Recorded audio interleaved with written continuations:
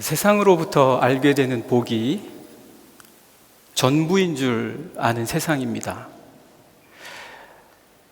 제가 우리 아이들에게 이제는 장성했죠. 이제는 다 장성을 했는데 키울 때 어떻게 키웠나 돌아보니까 제가 아이들을 가르칠 때 학교에서 공부 잘해라 이 얘기를 많이 했던 것 같아요. 학교에서 공부 잘해라. 그게 너의 복이 된다.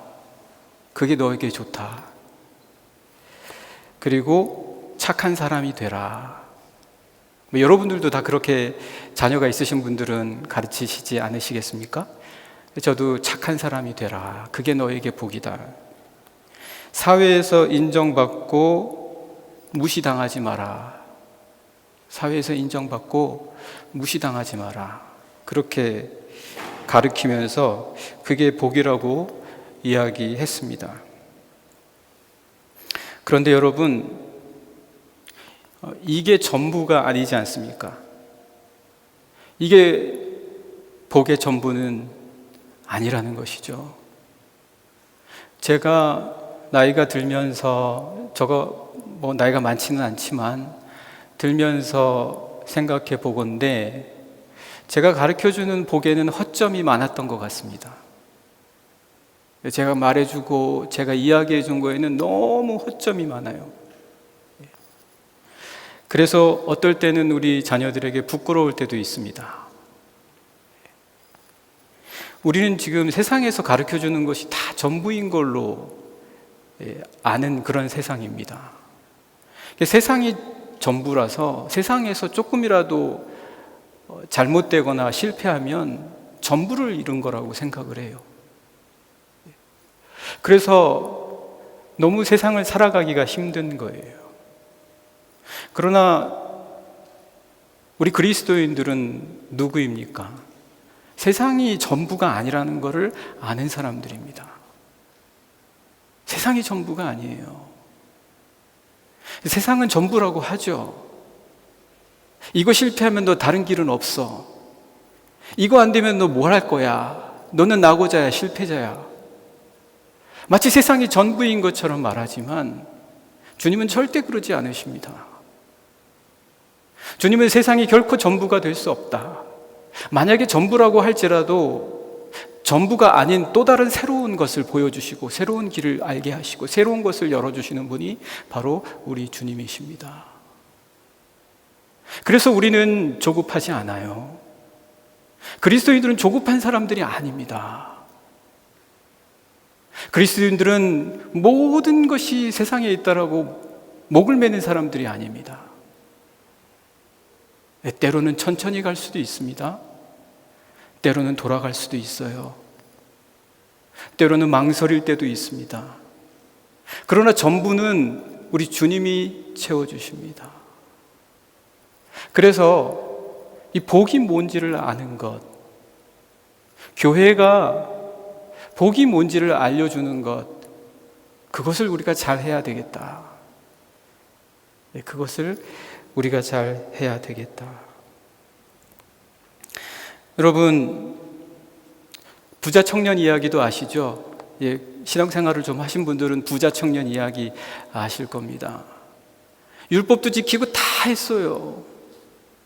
근데 만족감이 없는 거예요. 도대체 뭐가 부족한 거냐, 내 삶에? 왜 모든 걸 하라는 대로 다 하는데 왜 만족감이 없고 왜 세상이 기쁨이 없냐? 왜 이렇게 내 삶이 만족이 없냐? 주님께서 뭐라고 하셨습니까? 너가 모든 걸 다 잘 지키는구나. 세상에서 말하는 거 다 잘 지키죠. 그런데 주님은 그런데 너에게 한 가지 부족한 게 있어. 그 한 가지 부족한 것을 가르쳐주는 분이 주님이십니다. 제가 우리 아이들에게 그 한 가지 부족한 거를 가르쳐주려고 했어요. 제 나름대로는. 그런데 그럴수록 세상이 가르쳐주는 것만 가르쳐주더라고요. 한 가지 부족한 것, 전부를 만들어 주시는 것은 우리 주님이십니다. 주님이 아니고서는 그 한 가지를 채워주실 수 있는 사람이 없다. 우리는 다 혈육에 관계된 것만 가르쳐 줄 줄 압니다. 그래서 오늘 본문의 말씀도 무엇입니까? 주님이 내가 누구냐라고 물으셨잖아요. 그랬더니 제자들이 여러 가지 세상의 답들을 합니다. 그런데 베드로가 깜짝 엉뚱한 대답을 했어요. 놀랄 만한 대답입니다. 제가 보기에는 베드로 스스로 한 대답이 아니에요. 베드로도 주님께 대답을 해놓고는 자기도 놀랐을 것 같아요. 아니 도대체 내가 무슨 얘기를 하고 있는 거지? 여러분들도 자기도 모르게 시험 잘 칠 때 있잖아요. 자기도 모르게 성적이 잘 나올 때가 있어요. 아마 이 경우는 더 했겠죠. 주는 그리스도시여 살아계신 하나님의 아들입니다. 이 대답을 하고는 깜짝 놀란 거예요. 주님이 그때를 안 놓치고 바로 말씀해 주시는 거예요. 너에게 복이 있다. 우리는 세상에서 잘하고 세상에서 성공하고 세상의 요구를 잘 따라가는 것만이 복인 줄 알았는데 주님이 지금 뭐라고 말씀하십니까? 너에게 복이 있다. 그런데 그 복은 혈육이 가르쳐주는 복이 아니다. 세상이 가르쳐주는 복이 아니야. 혈육으로부터 나오는 복이 아닌 복을 너가 알고 있구나. 그 복을 주님께서는 하나님이 알게 하시는 복이다 라고 말합니다. 하나님이 알게 하시는 복이다. 저는 우리 사랑하는 이곳의 모든 성도님들께서 하나님이 알게 하시는 복을 누리실 수 있는 분들이 되시기를 간절히 축복합니다. 여러분, 우리 그리스도인들은 완벽하지 못합니다. 전부를 다 알 수도 없어요. 이 세상에 전부가 어디 있습니까? 그러나 우리는 전부를 향해 갈 수 있는 자들입니다. 그게 우리 그리스도인들입니다. 그래서 주님께 나오는 거예요.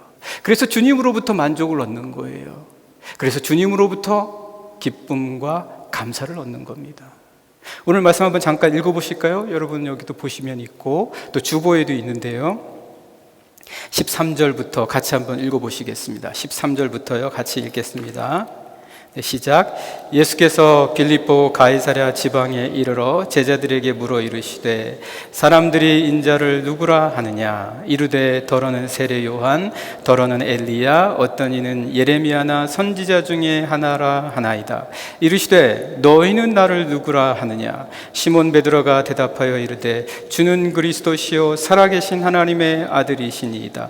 예수께서 대답하여 이르시되 바요나 시몬아 내가 복이 있다. 이를 내게 알게 하니는 혈육이 아니요 하늘에 계신 내 아버지시니라. 혈육이 아니라 세상이 알게 하는 것이 아니라 하나님이 알게 하시는 복이 있다. 그렇게 주님께서 말씀하십니다. 여러분, 주님은 성령으로 잉태되셨습니다. 그래서 마리아의 몸으로 나오셨어요. 그것을 통해서 우리에게 새로운 것이 있다는 걸 알려주시는 거예요. 세상은 우리에게 뭘 가르쳐 줍니까? 사람은 그저 남성과 여성을 통해서 잉태될 뿐이야. 그러나 주님은 자신이 직접 성령으로 잉태되심으로 우리에게 육으로 나는 것만이 아니라 하나님의 영으로 거듭나는 것을 알려주십니다. 세상이 전부가 아니라는 거예요. 우리는 세상에 목매어 삽니다. 그러나 그 세상이 전부가 아니라는 거예요. 도대체 이걸 어디서 알려줍니까? 이런 것이 있다는 걸 도대체 누가 알려줍니까? 여러분, 우리는 떡이 필요합니다. 떡으로 살아야 돼요. 그러나 주님은 말씀하십니다. 떡만이 아니라 하나님의 말씀으로 살아야 된다. 이걸 누가 알려줍니까? 떡이 전부가 아니라는 거예요. 떡이 아무리 많아도, 떡이 아무리 쌓여 있어도 기쁨과 감사와 만족이 없는 삶을 살 수 있다. 충분히 그럴 가능성이 있다. 그러나 너희에게는 더 넓은 세상과 더 깊은 세상을 내가 알려줄게. 그것은 떡만으로 되는 세상이 아니라 너가 영으로 태어난 생명이 있다면 그 영을 기쁨으로 채워줄 새로운 생명의 양식이 있다. 전부가 아니에요, 세상이요. 여러분, 우리는 마시는 물이 전부인 줄 알아요. 그러나 주님은 뭐라고 말씀하십니까? 우리의 가슴 속에서 샘솟는 생수가 있다. 우리 가슴 속에서 누구도 막을 수 없는 어떤 상황 속에서도 솟아나올 수 있는 생수가 있다. 그 생수로 살아라. 도대체 이걸 누가 알려줍니까?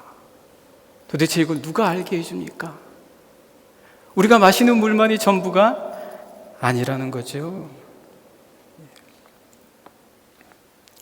그래서 주님께서는 이곳을 세상에서 알지 못하니까 우리가 살다 보면은요, 이거 다 잊어버려요.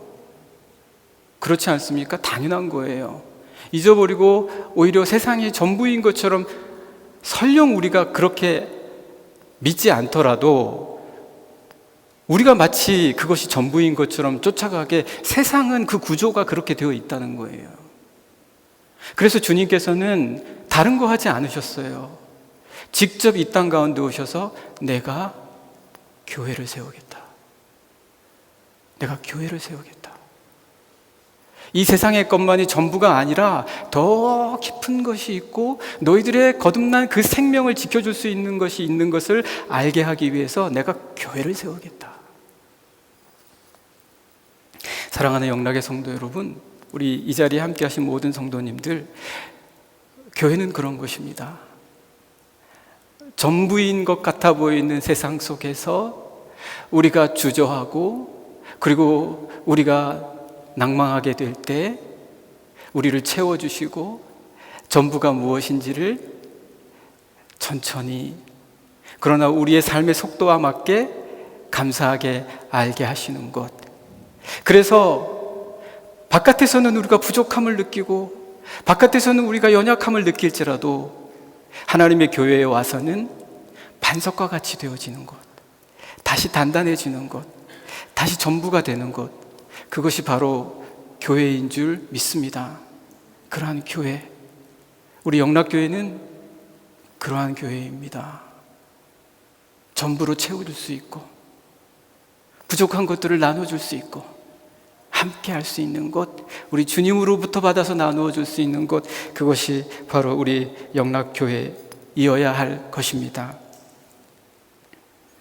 여러분, 리비아의 땅속, 리비아 북아프리카 있죠? 예, 북아프리카 그 리비아 땅속 대수층이라고 하는데 그 지하에 대수층에는 물이 있대요.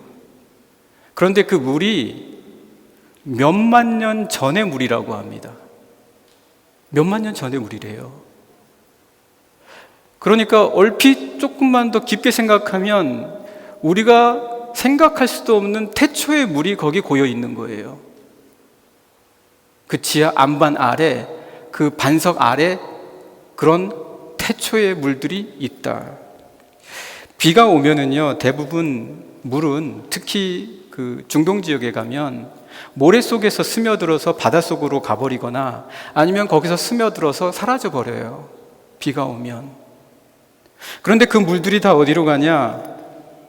딱딱한 반석에까지 이르고 그 반석에 들어간 물은 다시 나오지 못해요. 증발하지도 않아요. 거기에 고여 있는 거예요.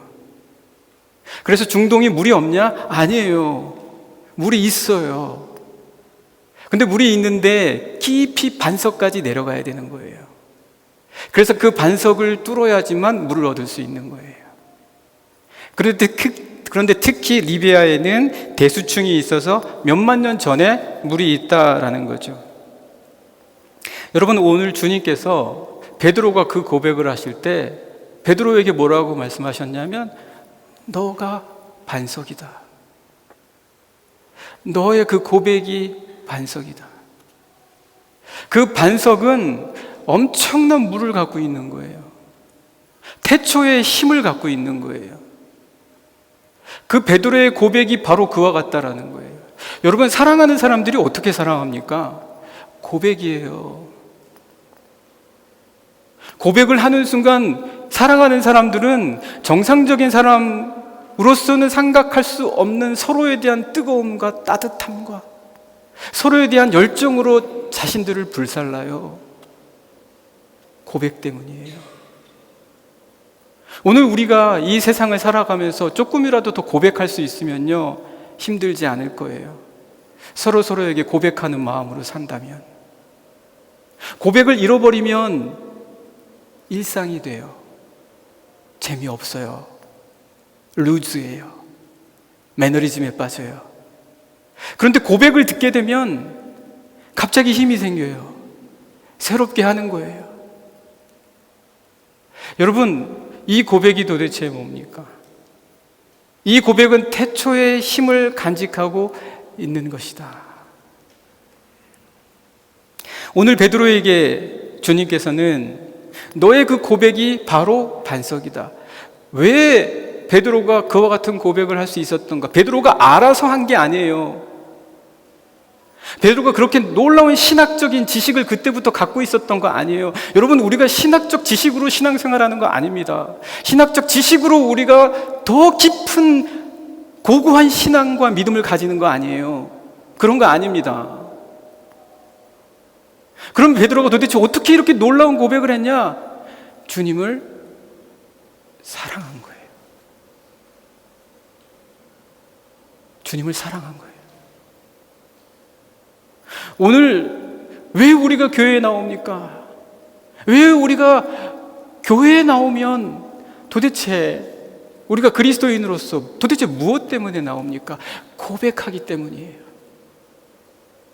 여기서 주님 사랑합니다라는 그 고백을 통해서 내가 사랑하는 사람들을 향한 고백에 대한 힘을 새롭게 얻고, 내가 내 가정에서 돌아가서 고백해야 될 것들에 대한 고백을 다시 돌아보고, 그리고 이 사회에서 내가 맡겨진 일들을 감당할 때에 나의 고백을 새롭게 하는 그 모든 고백의 첫 출발이 바로 이곳 교회에서 하나님께서 예수 그리스도를 통해서 끊임없이 우리를 훈련시키시는 거예요. 고백의 힘이다. 고백의 힘이다. 이 고백은 마치 반석과도 같은 거예요. 주님이 베드로에게 말씀하셨잖아요. 이 반석에, 다른 데가 아니야, 이 반석 위에 내가 교회를 세우겠다. 왜냐하면 이 반석은 몇만 년 전에 태초의 힘을 갖고 있는 그 물처럼 이 안반을 열어 물을 샘솟게 하는 것, 바로 그것이 고백이기 때문입니다. 우리 심령을 여는 거예요. 여러분, 우리 심령 안에는 하나님께서 놀라운 영적 은혜를 풍성하게 부어주셨어요. 그래서 우리 심령이 귀한 겁니다. 우리 영이 귀한 거예요. 그런데 이것을 주님 앞에 나와서 교회에 와서 끊임없이 고백하게 되면 이 안에 있는 놀라운 힘을 발견하는 거예요. 그래서 그 놀라운 힘으로 세상을 살아갈 수 있는 그런 자들이 바로 그리스도인이다. 우리가 그리스도인입니다. 믿으십니까? 우리가 그러한 자들입니다. 사랑하는 영락의 성도 여러분, 모든 여기 계신 성도님들, 분명히 주님께서는 이 반석 위에 교회를 세우겠다. 교회는 그런 것이다. 사람들의 영혼에 깊이 있는 놀라운 힘을 열어서 고백하게 하는 곳, 교회다. 오늘 말씀 잠깐 함께 보시겠습니다. 18절부터 20절입니다. 함께 보시겠습니다. 18절에서 20절 말씀 같이 읽겠습니다. 시작. 또 내가 내게 이르노니 너는 베드로라. 내가 이 반석 위에 내 교회를 세우리니 음부의 권세가 이기지 못하리라. 이 고백을 도대체 누가 이기겠냐? 주님께서 직접 우리에게 고백의 힘을 말씀해 주셨습니다. 어떤 것도 이길 수 없는 놀라운 영의 힘이 우리의 심령 깊숙이 담겨 있는데 그것을 열어서 보게 하실 것이다. 계속해서 읽겠습니다. 19절입니다. 내가 천국 열쇠를 내게 주리니 내가 땅에서 무엇이든지 매면 하늘에서도 매일 것이요 내가 땅에서 무엇이든지 풀면 하늘에서도 풀리리라 하시고, 왜 내 삶이 꽁꽁 묶여 있고 매여 있습니까? 왜 내 마음과 생각이 이렇게 힘들고 어렵습니까? 열쇠를 주신다는 거예요. 열쇠를 주신다는 거예요. 이 열쇠는 하늘에까지 다 있는 열쇠다. 여러분, 열쇠 다 가지고 계십니까? 천국의 열쇠를 가지고 계신 줄 분명 믿습니다. 여십시오. 그래서 솟구쳐 나오도록 그리스도 예수님께 고백하면 놀라운 여러분 안에 영적 힘을 발견하실 것입니다. 20절 말씀 계속해서 읽겠습니다. 시작. 이에 제자들에게 경고하사 자기가 그리스도인 것을 아무에게도 이르지 말라 하시니라. 세상은 몰라요. 세상은 모릅니다. 그러니까 굳이 설명할 필요는 없어요. 경험해야 돼요. 체험해야 됩니다. 체험하는 자들은 잊을 수가 없어요. 바로 그런 고백의 힘 위에 주님께서 교회를 세우십니다. 교회는 보잘것없는 사람들의 자그마한 모임 같지만 그 속에 용솟 숨치는 거대한 몇만 년의 태초의 믿음의 힘이 꿈틀거리는 반석과도 같은 것이 있습니다. 주님께서는 우리에게 필요할 때에 그때마다 그 반석의 균열을 통해서 그 주님의 힘을 솟구쳐 오르게 하십니다. 운명을 개척한다는 것은 다른 말이 아니라 주님이 주신 이 힘으로 비록 땅에서 우리가 무엇을 하지만 하늘에서 허락하신 그 힘을 갖고 이 세상을 열어간다는 것입니다. 그렇게 살아가는 우리의 믿음이 우리를 점점 반석으로 만들어 줄 것입니다. 그리스도인으로 살아가면 살아갈수록 여러분들은 반석이 될 것입니다. 성령 안에 신비스러운 이 영생의 힘이 흐르고 있다는 것을 여러분들은 분명히 알 것입니다. 그래서 우리 영락교회는, 모든 교회는 반석입니다. 그리고 여러분은 반석입니다. 반석으로 살아가시는 여러분들 모두가 되시기를 바라고요. 앞뒤 좌우분들에게 반석이십니다. 이렇게 한번 같이 인사 나눠주실까요? 반석이십니다. 잠시 그 자리에서 일어서셔서 함께 잠시 기도드리겠습니다.